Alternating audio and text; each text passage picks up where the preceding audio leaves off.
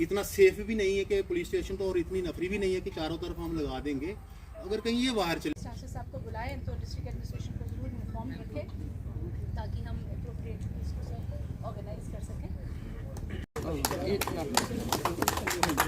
सांगड़ा जी भी आई हो, ASI है यहाँ पर सांगड़ा जी।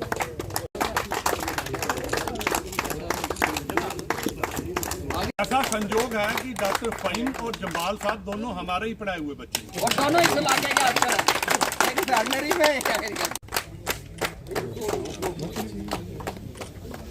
यहाँ के वेटनरी असिस्टेंट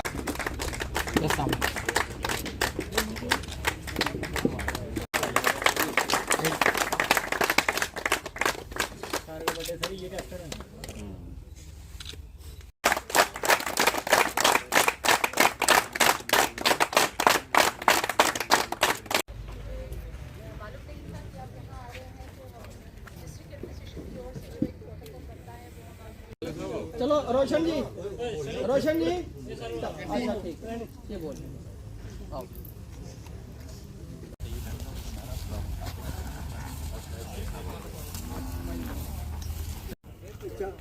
SHO साहब 4 मुंडे जेडे मैनेज करते हैं मैनेज करते 4 बंदे, ये SP है भी, इनको करेंगे सम्मानित करते। गौ माता की जय, गौ माता की जय, गौ माता की जय। अभी चल रहा है उसके अलावा मेलाक्सिकम देते हैं, अगर कोई ज़्यादा देता है तो उसकी प्रेगनेंसी। पहले तो मैं यहाँ के प्रशासन को और स्पेशली जो पुलिस महकमा है उसको बहुत बहुत बधाई देना चाहता हूँ, धन्यवाद देना चाहता हूँ। DDC मेंबर महोदय यहाँ पर हैं, सुरेश जी, उनको और उनकी टीम को जो गौ रक्षा वाहिनी के नाम से काम कर रही है उनको बहुत बहुत मैं बधाई देना चाहता हूँ, क्योंकि बिना सरकार के किसी भी तरह की सहायता के इसकी गौ माता की वो लोग सेवा कर रहे हैं।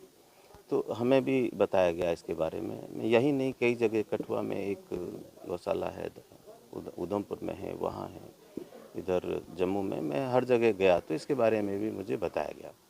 तो मैंने यहाँ जब देखा तो कुछ विचार आया कि यूनिवर्सिटी क्या कर सकती है, तो हमारी वेटनरी की टीम को भी हमने भेजा था कि वहाँ कैंप लगाएं और जो जानवरों की जो ज़रूरत है उसके लिए काम करें। लेकिन ये तो एक कैंप था, एक व्यवस्था थी, लेकिन आगे जो लॉन्ग टर्म में हम क्या कर सकते हैं यहाँ के प्रशासन के साथ में मिलके।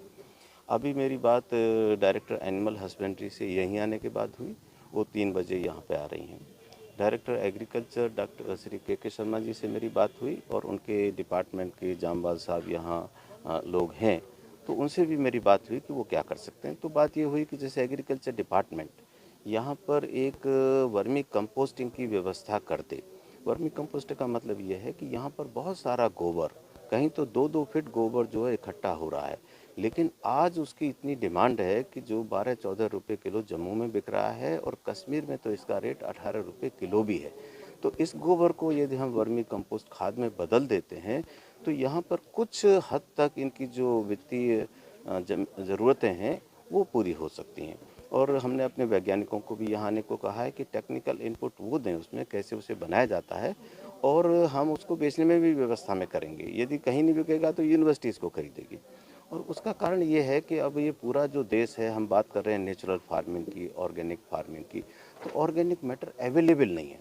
तो यदि ये गौशालाओं में ऐसी व्यवस्था हो जाए कि ये वर्मी कंपोस्ट बनने लगे, उसकी पैकेजिंग होने लगे, उसकी एक ब्रांडिंग कर दी जाए, तो ये हॉर्टिकल्चर डिपार्टमेंट और एग्रीकल्चर डिपार्टमेंट ही इसको जो है खरीद सकता है, तो कुछ व्यवस्था यहाँ हो जाएगी। दूसरा हमने कहा है कि हमारे वैज्ञानिक, विशेषकर वेटनरी कॉलेज की जो टीम है, वो यहाँ पर जो है कम से कम 15 दिन में एक बार आके विजिट करें, और जो दवाइयों की व्यवस्था है वो हम अपने माध्यम से करें, क्योंकि बहुत ही बुरी हालत है। किस तरह से, आप पता है किस तरह से वो लोग बांध के लाते हैं, किस तरह से कष्ट देते हैं, तो बहुत सी गायों की हालत जो बहुत ख़राब है।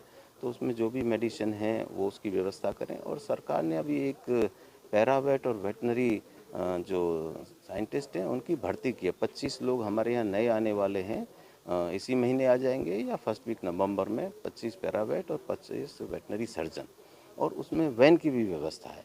तो हम सिर्फ यही नहीं, तो इस क्षेत्र में जो भी गौशालाएँ पड़ती हैं उसका एक ऐसा रूट बनाएंगे कि मेडिसिन के साथ में हमारी वैन हो और उसमें हमारे वैज्ञानिक हों, और यहाँ पर जो भी उनकी ज़रूरत है उनको पूरी करें। जैसा मैंने कहा कि एनिमल हस्बेंड्री डायरेक्टरेट भी यहाँ पहुँच रही हैं, तो डीसी मैडम भी आ रही हैं। मेरा इन सबको यही था बात करने का माध्यम कि किस तरह से हमारी भी जिम्मेदारी है। सोशल रेस्पॉन्सिबिलिटी समाज की तो है, लेकिन गवर्नमेंट में होने के नाते हम गौ माता कहते हैं, और ये लोग तो निस्वार्थ से अपने पैसे से या चंदा इकट्ठा करके जैसे भी इनको भरण पोषण कर रहे हैं। लेकिन सरकारी व्यवस्था क्या हो सकती है? अब जैसे यहाँ ठंड आने वाली है, कुछ सेट्स की कमी है, तो बाहर जानवर बंधे रहेंगे। तो मैंने अभी बात की है किस तरह से उसको हम किया जा सकता है। तो 2-3 हमारी प्राथमिकताएं रहेंगी। पहले इनका जो गोबर है, जो बहुत अधिक मात्रा में अवेलेबल है, उसको वर्मी कंपोस्टिंग में कन्वर्ट कराएं और उसकी मार्केटिंग कराएं। वीकली बेसिस या कम से कम 15 दिन में हमारी वेटनरी की टीम मेडिसिन के साथ में यहाँ आए, और कभी भी कोई ऐसी आवश्यकता पड़ती है तो एक नंबर हम देंगे, उसको कॉल कर सकते हैं, 24 आवर्स कभी भी कॉल कर सकते हैं, उसमें हमारी वेटनरी की टीम पहुँचेगी।